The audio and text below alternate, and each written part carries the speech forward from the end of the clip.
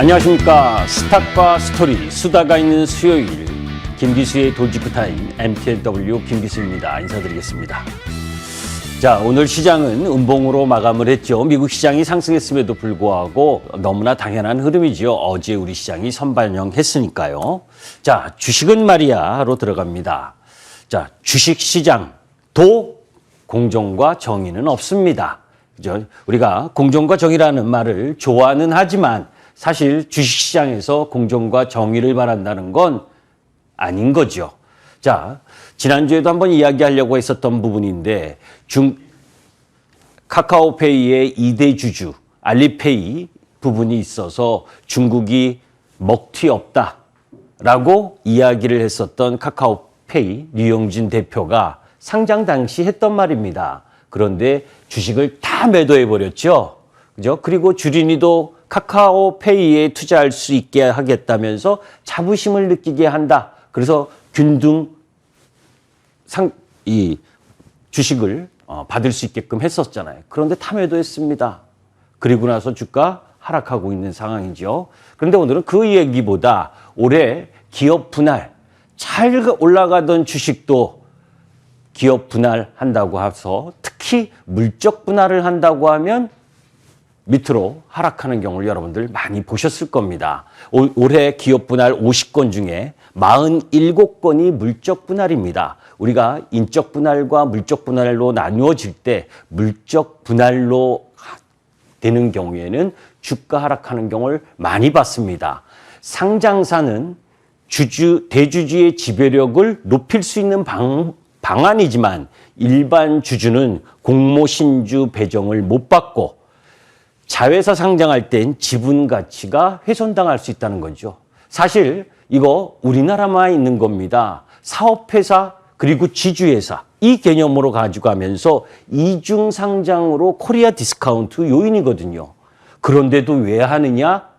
대주주들이 그네들의 지배력 강화를 위해서 돈 안 들고 코 푸는 거죠. 이런 제도적인 부분부터 개선을 해야 그나마 주식시장에 조금 공정과 정의가 있을 거라고 보여집니다. 자, 주식시장 핫 이슈에 대한 부분을 이야기하기 이전에 노란톡과 관련된 부분을 잠깐 설명드리면 지금 보이시는 것처럼 샵 0988로 김기수 문자 전송을 하시거나 또 오른쪽에 있는 QR코드를 찍어서 보내시면 되겠습니다. 자, 12월 FOMC부터 여러분들께 설명을 드리려고 합니다. 사실 12월 FOMC 지난주에 결과 발표가 났는데 하도 주식시장에 여러 가지 한 뉴스들이 많다 보니까 지나칠 부분들이 많아요. 그런데 뭐 이미 여러분들이 눈으로 보시는 이런 내용들은 익히 아실 거고 제가 이제 몇 가지 중요한 포인트만 설명을 드리도록 하겠습니다. 자세한 내용은 또 김기수 개인 유튜브에도 놓여져 있습니다.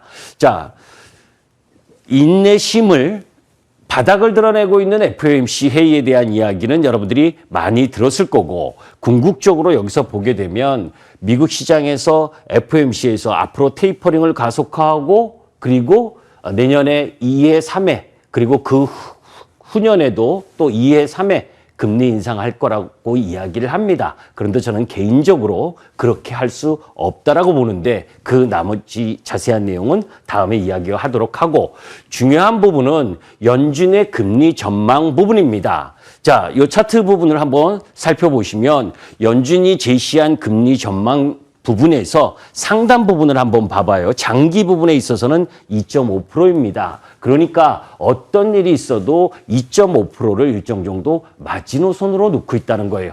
다만 지금 여러분들이 아시다시피 계속해서 생산자 물가지수, 소비자 물가지수 막 올라오고 있는 상황 속에서 인플레이션에 대한 부담, 거기에 바이든의 내년도 중간선거 이런 부분들이 놓여져 있기 때문에 물가를 억제하기 위해서 강한 이야기를 하고 있는 거죠. 기대 인플레이션을 꺾으려고 하는 그런 의도가 일정 정도 속해 있다라고 봅니다. 그런 가운데에서 우리가 눈여겨봐야 될 부분은 이 부분이죠.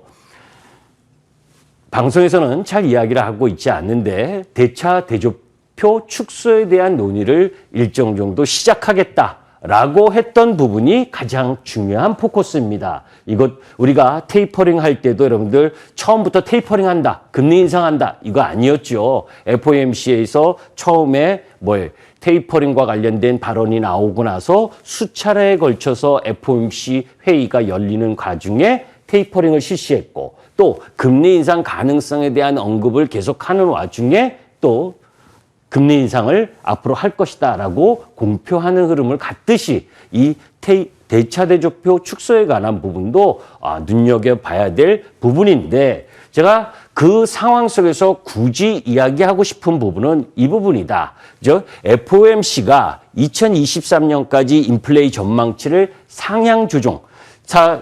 인플레이 전망치는 상향 조정했음에도 불구하고 연준이 미국 시장의 GDP 성장 경로를 이야기한 부분은 9월 FOMC나 12월 FOMC나 똑같다는 겁니다. 자, 그러면 여러분들 인플레이션 우려가 계속 올라가는 흐름들 속에서 금리 인상을 계속하게 된다면 GDP 성장 경로를 저렇게 똑같이 예상할 수가 없는 거예요. 그럼에도 불구하고 아까 이야기했었던 장기 금리를 2.5% 막아놓고 그리고 연준이 제시한 GDP 성장 경로에 대한 흐름이 9월과 12월 변함없다라고 하는 부분은 내년과 내후년에 우리가 우려하는 만큼 금리 인상의 속도가 가속화될 가능성은 그렇게 크지 않다. 그만큼 경기가 좋을까요? 코로나 이전에도 그렇지 않았는데, 그죠? 그런 흐름들을 살펴볼 필요가 있고 내일 모레 발표되는 이 개인 PCE 물가지수, 그죠? 그 부분을 중요시해야 되는데 연준이 제시한 PCE 물가 전망도 2021년 4.4%에서 그죠? 서서히 내려오는 흐름 부분, 그 부분으로 예상되기 때문에 지금 그 상황 부분을 너무 크게 우려할 부분은 아니다. 다만 미국 시장 자체로 놓고 보면 밸류에이션에 대한 하락 압력 가능성은 일정 정도 있다는 겁니다. 다른 거 다 무시하고요. 자, 파란 부분이 파란 차트가 미 연준의 자산입니다. 그죠? 미 연준의 자산 부분이 내려오게 되면 그죠? 이 S&P 500 12개월 예상 PER은 그죠? 내려오게 돼 있어요. 그래서 수렴할 부분이기 때문에 미국 시장은 일정 정도 단기 박스권이 형성될 가능성이 있다라는 부분에 포커스를 맞추고 그러면 미국 시장이 단기 박스권을 맞추기 위해서 하향 흐름을 보이는데 너는 매번 나와갖고 시장 괜찮다, 우리 시장 괜찮다고 이야기하지 않느냐. 예, 맞습니다. 이 미국 시장의 부분에 있어서는 아까 그 부분을 이 파란색 연준이 자산이 줄어드는 흐름 부분. 그런데 우리는 올해 12월 달 제외하고 11월까지 이미 5개월 동안 하락하면서 예상 퍼가 이미 내려와 있어요. 그래서 그 자체, 밸류에이션 자체에 대한 부담이 적다라고 하는 부분이고 그러므로 인해서 미국 시장 일변도로 상승했었던 부분이 여타 이 이머징 마켓, 거기에 우리 시장에게도 일정 정도 밸류에이션 키 맞추기의 흐름이 진행될 가능성이 높기 때문에 상대적으로 넌 US 그리고 우리 국내 대형주 이쪽 부분에 관심을 둘 필요가 있다라고 하는 것이 요지입니다. 자, 그런 가운데에서 시장에 법보다 무서운 것은 주먹이라고 그러잖아요. 그죠? 펀더멘털이 좋으면 뭐합니까? 맨날 수급으로 매도하면 꽝이죠. 자, 그런데 이제 수급상의 변화가 일정 정도 나타나고 있습니다. 사실 2020년 3월 19일 코로나가 터지면서 2월부터 우리나라 개인 투자가들이 밀물듯이 시장에 들어왔습니다. 그죠? 머니무브라는 이름으로 그리고 또 어떤 방송에서는 동학개미다 뭐 이러면서 그런데 동학혁명은 성공하지 못한 혁명이기도 합니다. 자, 그런 가운데에서 국내 증시 부분은 계속해서 거래 비중이 높았습니다. 뭐 수치상까지 다 아실 필요는 없는데 궁극적으로 개인 비중, 이 파란색 비중 60%를 넘어갈 정도로 엄청난 매수세가 들어와서 시장을 이끌던 개인들이 이제 40%대까지 내려오는 거래 비중이요. 그만큼 개인들의 참여 비중이 약하다라는 겁니다. 12월 달에 지금 48.4%, 지난 10년간의 평균은 49.8%. 그러니까 평균보다도 내려왔다는 건 뭐예요? 1년 동안 지치고 지쳤다는 거죠. 2020년에 코로나19로 특수성으로 시장 흐름이 강하게 상승했었던 그것을 바라보고 시장을 들어왔는데 한 해 동안 코스피 지수 얼마나 지루했습니까? 그죠? 그러면서 개인들의 코스피, 코스닥의 순매도 전환이 나오고 있다라고 하는 부분입니다. 2020년 1월에서 올해 10월까지 개인들이 약 22개월 동안 약 2년 가까이 121조 원을 순매수를 했습니다. 그런데 이번 12월 달부터 11월, 12월에 개인들이 코스피를 매도하고 있는 상황. 사실 이 도표를 보면 정말 엄청나게 많은 화려한 날들이 많았었죠. 하루의 변동성도 엄청나게 컸었고, 그리고 1월 11일 날 3,266포인트를 찍을 때 삼성전자, 그리고 현대차, 기아차, 그리고 LG화학이 사상 최고 신고가를 경신하면서 꼭지점을 딱 만들었잖아요. 그죠? 그 부분 속에서 계속 하향 조정하면서 지금 가격과 기간 조정을 펼쳐지고 있는 부분. 그런데 수급이 일정 정도 바뀌고 있다. 그런데 외국인의 매수 성격은 적극적이지 않습니다. 제가 여러분들께 말씀드렸었던 부분 2812포인트 라인 부분에서 시장 지수가 반등이 들어왔고, 그리고 3050 근처에서 꺾여서 요번 하락 국면, 월요일 날 하락할 때 2870을 살짝 깼지만 2870 라인을 지지하면 다시 대반등이 나오는 흐름이 갈 수 있는 상황이다라는 말씀을 드렸는데, 여하튼 지금 외국인들은 오히려 주식시장에서 거래 비중이 조금씩 늘어나고 있고, 그리고 연초 이후 매도를 31조 4천억 정도를 매도를 했는데, 지금 외인들이 4조 7천억 정도를 11월부터 매수를 하고 있는 상황입니다. 거기에서 누구였다고요? 삼성전자와 하이닉스를 가장 기본으로 깔면서 매수를 한 상황이지요. 자, 그런 가운데에서 2021년 그럼 1월 이펙 효과가 있을까 없을까? 올해 1월 달도 난리 났었잖아요. 그죠? 포모 현상 여러분들 들으셨던 것처럼. 그럼 내년에도 있을 거냐 없을 거냐? 1월 효과는 주식시장에 있어서 항상 있어 왔던 효과입니다. 올해 여러분들 주주명부 폐쇄일이 무슨 요일인지 아시죠? 다음 주 화요일 28일입니다. 그 28일까지 대주주 요건에 들고 싶어 하지 않는 개인 투자가들의 매물, 또 그리고 양도세를 회피하기 위한 매물, 그죠? 종목당 10억인데 남의 일이 아니에요, 사실은. 왜냐하면 아까 보셨지만 2020년과 21년에 개인들이 엄청난 자금, 푼푼이 돈도 있지만 목돈도 무짐장 들어왔고, 그리고 종목당 10억이 내 개인 혼자가 아니라, 그죠? 직계 존비속 다 하잖아요, 그죠? 할아버지, 할머니, 그리고 아들, 딸, 내 와이프까지, 그죠? 이런 부분이기 때문에 28일까지 매도를 일정 정도 하지 않으면 안 되는 물량도 꽤 된다는 거를 염두에 두실 필요가 있고, 오히려 그 28일이 끝나고 나면 29, 30 이 부분부터는 주가가, 종합주가지수가 1월 이펙 효과를 와 함께 상승할 수 있는 흐름 부분을 가기 때문에 매수 쪽 라인 부분에 타이밍을 잡으려면 수요일부터 본격적으로 매수하셔도 된다. 미리 지금도 저는 굳이 매도할 이유는 없다라고 봅니다. 자, 이제 그런 가운데에서 글로벌 시장 월요일 날 여러분들, 그죠? 일본 시장이 2%가 넘게 하락하고, 중국이 하락하고, 그리고 또 아시아 증시 전반에 하락하고, 그리고 미국, 유럽 다 하락했죠. 하락 요인 3가지였습니다. 자, 3가지. 그거 점검해 보는 겁니다. 그 점검해서 그 하락 요인이 여러분들 추가적으로 약세 요인이 될 것이라고 본다면 매도하셔야죠. 그런데 저는 오히려 매수하자라고 이야기를 합니다. 자, 오미크론 지배적 리스크, 그래서 그 지난 영국에서 1명 죽었다. 그리고 사망했다. 죄송합니다. 그리고 미국도 마찬가지로 1명 사망했다. 막 난리부르스를 쳐요. 여러분들, 델타 변이보다, 그죠? 오미크론이 치사율이 더 높은가요? 아니죠.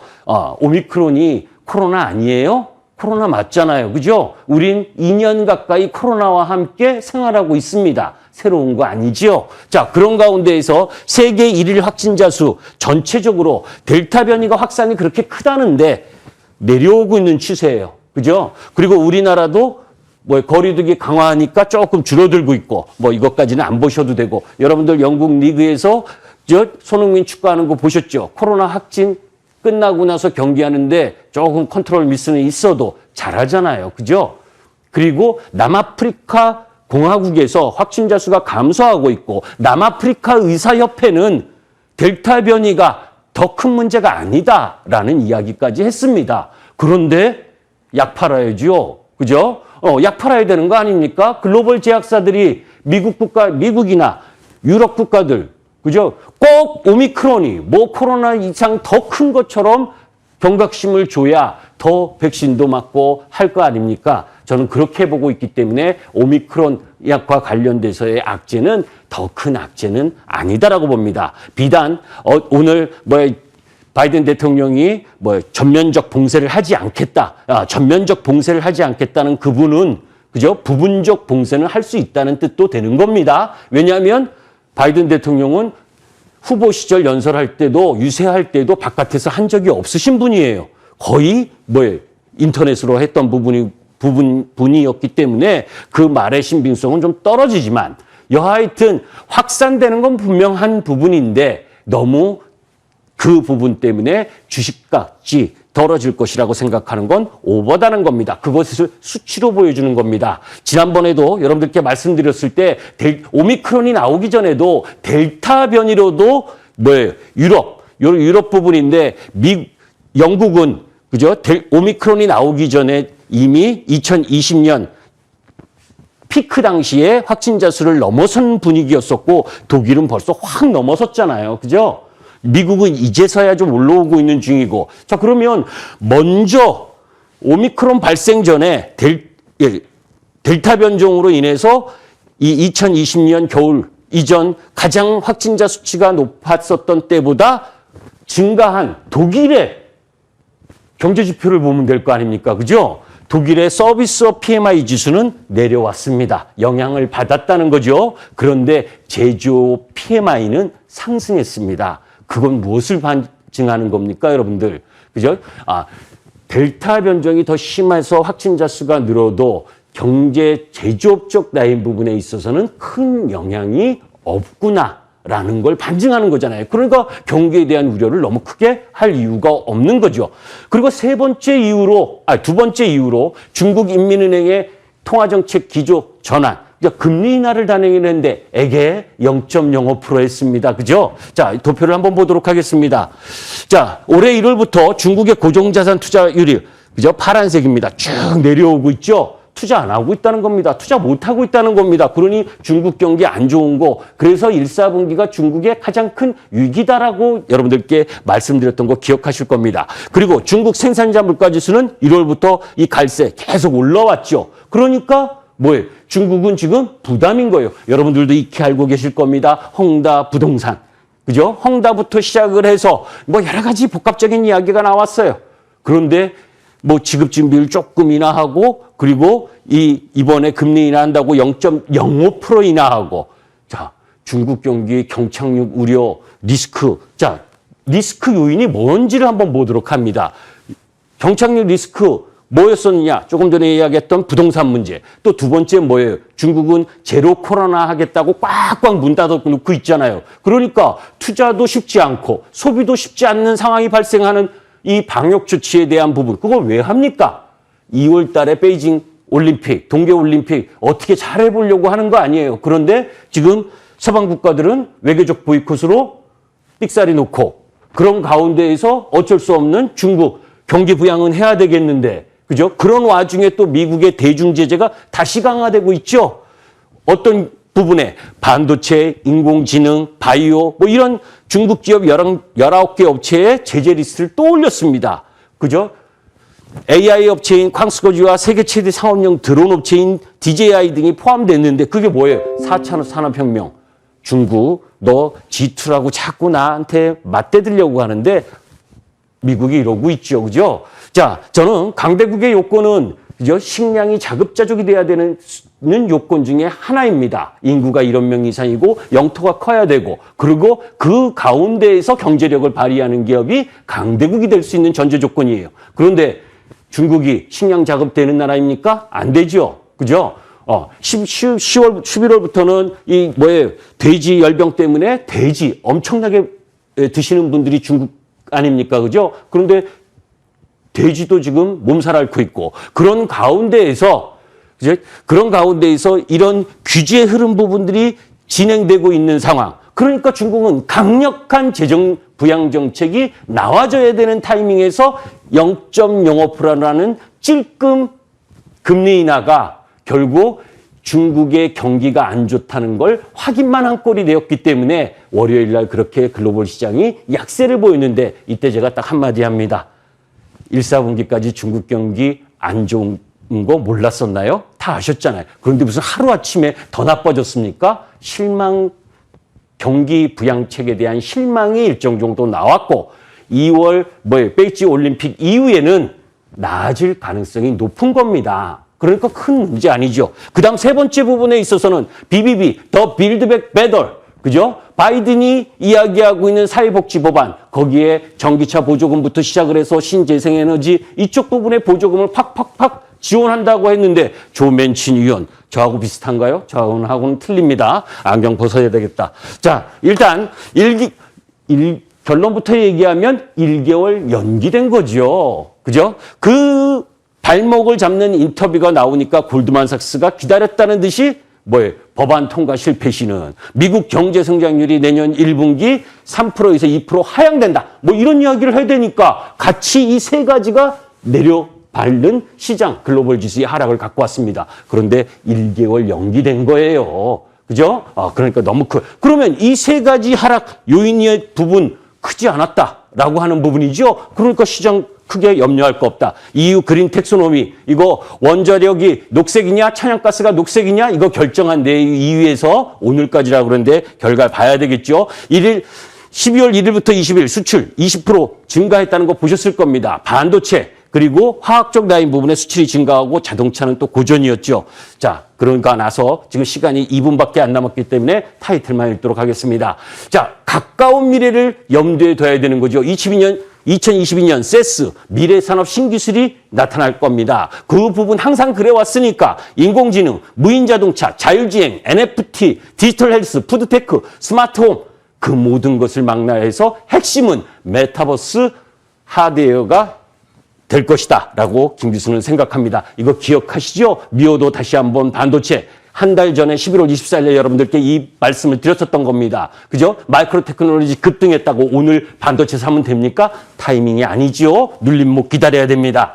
DDR5 시대 오늘 코리아 서키트, 심태 그리고 대덕전자 올라가는 거 보셨죠? 인내심을 갖고 가지고 가셔도 됩니다. 자, 2022년 IT 패러다임 전환 본격화 이 이야기도 했었죠. 미국 시장에서는 지금 애플이 주도하고 있다. 애플이 주도하는 가운데에서 우리나라는 누가 주도한다? LG 이노텍이 주도한다. 그죠? 메타버스 확장의 중심에 있는 XR 디바이스의 확장성과 성장성 그리고 3D 광학 솔루션 이것에 대해서 폄하하지 마세요. 아직도 저평가입니다.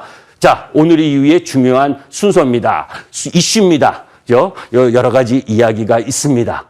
그죠? 여러 가지가 이야기 있고 매주 매일 뉴스 엄청나게 나옵니다. 그거 다 일일이 적응하지 못하시겠으면 중심 갖고 보셔야 돼요. 그리고 시장 글로벌 시장보다 우리 시장의 저평가 국면 분명하고요. 그리고 28일 주주명부 폐쇄 이후에 시장의 본격 상승을 준비하는 과정에 놓여 있다라고 바라보시면서 시장에 접근하셨으면 좋겠습니다. 그리고 오늘은 여러분들과 무료 공개 방송을 하지 못하는 점도 양해해 주셨으면 좋겠습니다. 감사합니다.